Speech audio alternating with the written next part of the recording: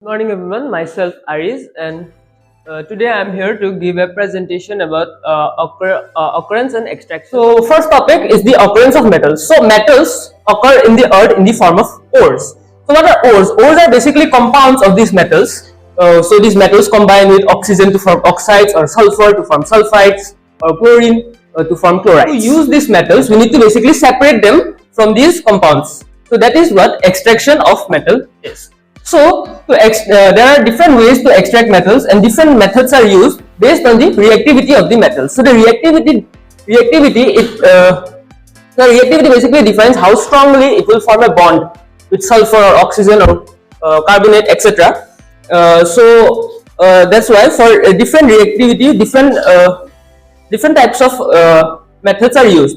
So basically all these methods, what they're doing is that it's a reduction reaction. So like the oxidation and reduction reaction, which we have studied in the previous chapter. So it's a reduction reaction. All these methods are basically reduction reaction, which reduces the metals which purest. Before extracting the metals, we need to clean the ores from the unwanted impurities called the gangue. So this is called the enrichment of ores. It's a very simple topic. So without any further ado, I'll just get into the extraction of metals. So the first type of extraction of metals is metals low in the reactivity series. So metals low in the reactivity series like mercury, iron, silver, they form very weak bonds which are easily breakable by simply heating them. For example, cinnabar, which is a ore of mercury, it is heated to form mercuric oxide, which is again heated to form pure mercury metal. So it's a very simple process with simple reaction. So complication occurs when the metals are in the middle of the reactivity series. For example, iron, zinc, etc.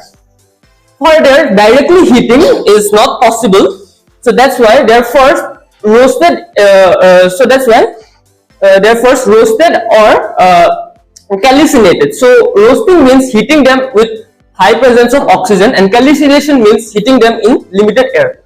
So this process reduces them to their oxide form, and oxides are easily separable. They're easily reduced by using carbon. Next, the metals towards the top of the reactivity series, their bonds are not easily breakable because they form very strong bonds with oxygen or chlorine. So that's why electrolysis is used. So what is electrolysis? Basically, they are dissolved in water, and then electricity is passed through the water so that the ions of the metal they get collected in the cathode, and the other unwanted part, which is it is collected in the anode. So that is how metals in the top of the reactivity series are extracted. So after the extraction of metals, the metals need to be refined. So even after extraction, some impurities remain.